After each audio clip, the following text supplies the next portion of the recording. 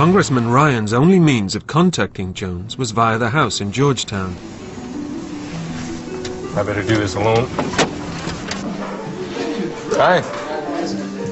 I'm Leo Ryan. Inside was some of the basketball team, including Stephen Jones. I remember the congressman showing up. I remember having mixed feelings about it. Are you drawing? Let's see. Very outgoing, charismatic, genuine man, or so it seemed to me. And you don't get much of that in the temple. What's your name? What can I do for you, Mr. Ryan? Well, I'd like to speak with Jim. Jim's not here. Well, you can put me in touch with him. And at the same time thinking, who do you think you are walking up on our house? You're gonna have to leave. Hi. I'm Leo Ryan. You must have heard about me? Stephen Jones, once or twice. Your father wants to talk to you. There was a point at which my father sent orders, funneled through the radio room, everything came through there, and Sharon Amos, that we were to return to Jonestown. The basketball team, I sent him closer to the edge by refusing to come back at that time. There was no denying that he was losing control. And to a man like my father, it must have been like he was sinking in quicksand, grabbing at nothing.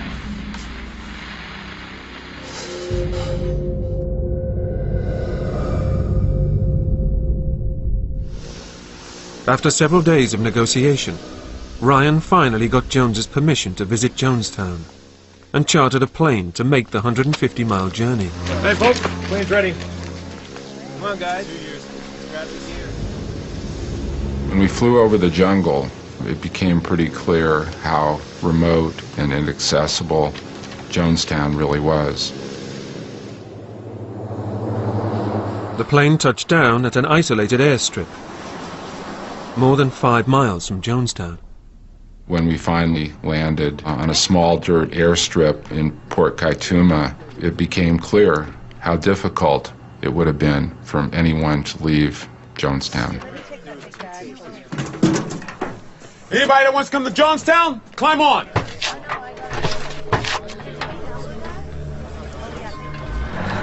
I think everyone recognized that there was a potential for danger. When we pulled into Jonestown, my first impression was that this place had taken a tremendous amount of work to produce. To make something from scratch in the middle of nowhere was an impressive feat. There were hundreds of people around the pavilion, and we were escorted there directly to the Reverend Jim Jones. Mind if I ask you a couple of questions? Why did you decide to let us in now, a year after my first request? What do we got to lose? There's no barbed wire here. We don't have 3, let alone 300 who want to leave. We're not violent. We don't do violence to anyone. What about the threats of mass suicide, Reverend? I only said that it will be better that we commit suicide than kill. He started speaking in a paranoid fashion about his enemies and began to quietly sort of rant about them. I cursed the day I was born. I don't know why these people hate me so. In some ways, I feel like a dying man. You don't need to put a bullet in my head. Thank you. It was disturbing to hear him sort of put a figurative gun in the hands of those of us who had come to Jonestown to visit. It was also disturbing to hear someone who had the lives of so many people in his hands speak that way. Vernon Gosney now took his chance. He planned to give a note to one of the delegation, asking for help to leave Jonestown. If I passed the note and it was unsuccessful, I knew I would be killed. There was no doubt about it.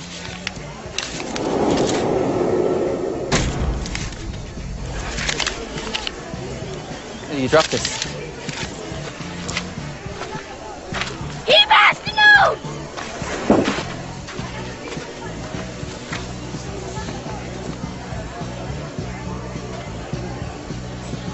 What was that about, Bernie? That was nothing. He dropped something and I picked it up from him, that's all.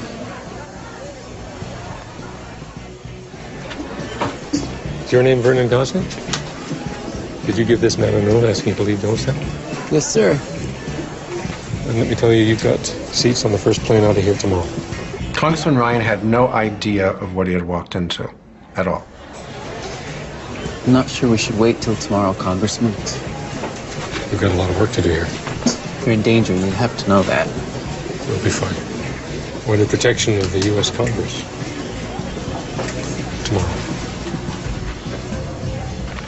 And it was apparent after talking to him that he couldn't really conceive the level of danger that he was in.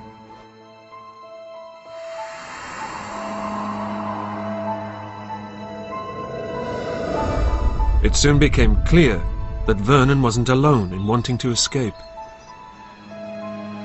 On that Saturday, the last day, My eyes, it's about it, sir. I wondered just how many other people might want to leave. You bring those kids back here! Hold on a second.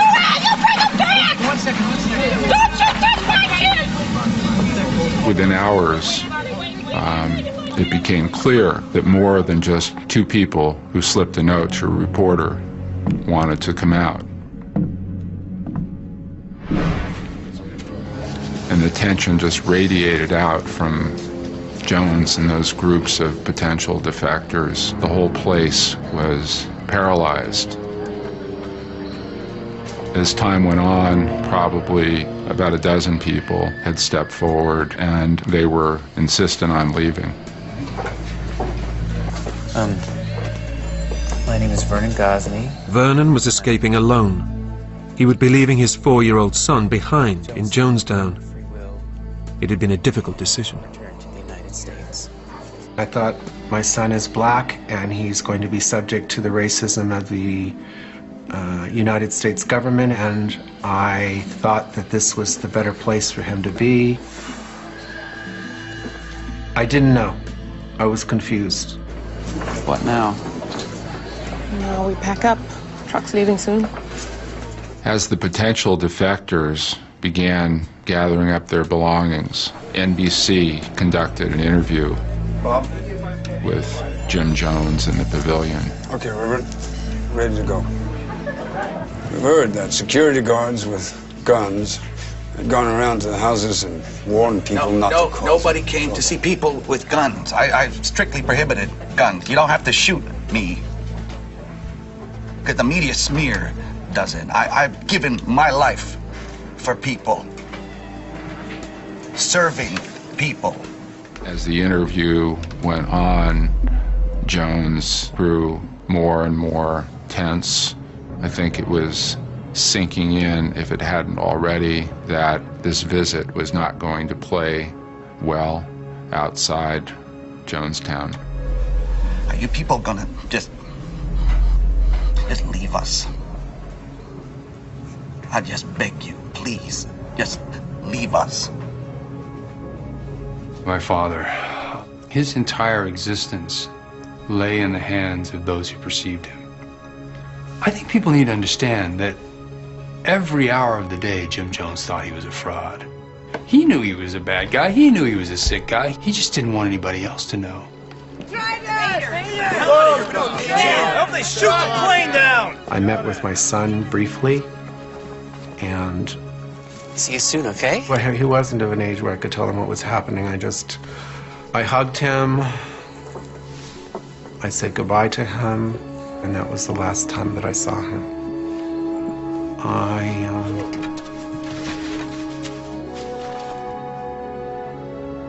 I don't know what else to say about that moment.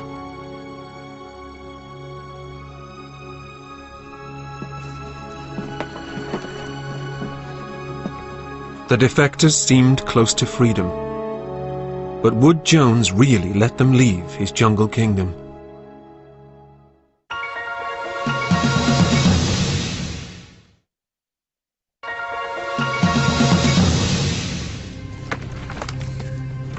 "15 defectors were preparing to leave Jonestown, and tensions were rising. Help they shoot the plane down!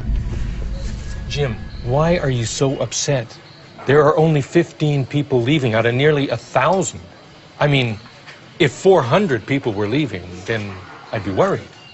Things were spiraling out of control. There was a crack that had opened, and the crack was continuing to open. Jones was losing control, and the whole community, in my opinion, was going to crack open completely. It's only 15 people. When I get back, I'm going to report to Congress that of the 60 people cited by the concerned relatives, none of them wanted to leave. They said they were completely happy.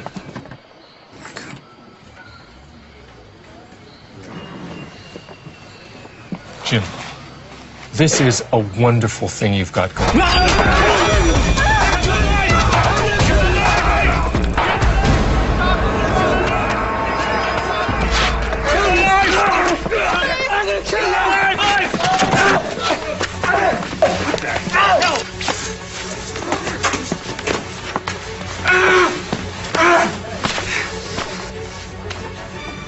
Well, it's not me.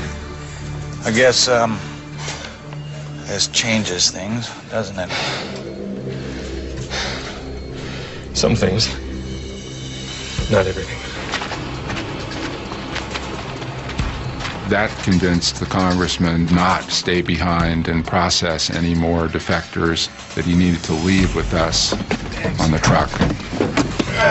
What happened? A minor disagreement. We were in serious danger. Hey, let's roll. Because the congressman was, in some ways, our protector. To see him with blood spattered on his shirt from his assailant and all disheveled showed just how precarious our situation was. When that truck is pulling away, I'd have no faith whatsoever that we're ever going to get out of there. The protection of Congress could do little for them now. Here, in the jungle, Jones was king. Leanne? The news of what was happening in Jonestown hadn't yet reached the Temple's house in Georgetown, where Sherwin Harris was finally meeting his estranged daughter. When I first saw Leanne, it was like nothing was between us. Come inside, we're just about to sit down. We hugged and, and kissed, and it was just wonderful to see her. I wish you could see the wonderful work, the great work that we do. You'd see there's nothing to be concerned about. And I know she felt the same way to see me. How long are you thinking of staying? A couple of weeks, maybe even a month. We could tour around. You could show me things. But Jim Jones was making very different plans. For the People's Temple, the end game was about to begin.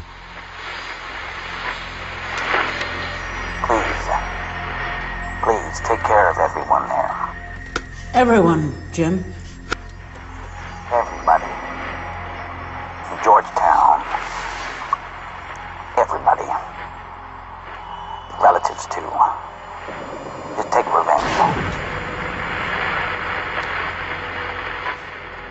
Things were going bad. We've been ordered to get revenge. Revenge meant go out and kill people. Concerned relatives first, maybe members of the congressman's party, but those who had turned against us would have been considered the worst enemies.